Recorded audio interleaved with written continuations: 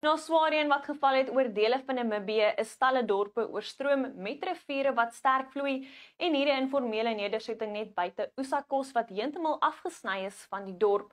Donderdag en Vrydag kan swaar reën voortduur oor die westelike en sentrale gedeeltes van Namibië met tot 100 mm reën wat moontlik is tot en met Vrydag aand wat kan lei na verdere oorstromings met verspreide reën en donderbuie nou ook moontlik oor die westelike gedeeltes van die Noord en die Weskaap waar tussen 30 en 50 mm reën moontlik is tot en met Vrydag aand, maar slegs enkele ligte reën en donderbuie steeds moontlik oor dele van Gauteng en die omliggende provinsies.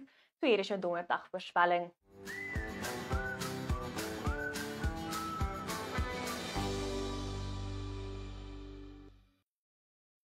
Oornag tot donderdagoggend sien ons steeds hewige donderbuie oor dele van Namibië met mistige toestande in Gauteng, dele van Noordwes, Limpopo oor die Hoofveld en KwaZulu-Natal. Teen die middag sal daai donderbuie versprei raak hier oor die westelike gedeeltes van die Noord en die Weskaap met net enkele ligte reënbuie moontlik in en om Gauteng. Dit sluit die sentrale gedeeltes van die land in, maar daai verspreide donderbuie wat reeds vanaf vroeg moontlik is oor die westelike gedeeltes van die Noord-Kaap. Teen die middag sal dit versprei raak oor die westelike gedeeltes van die Weskaap.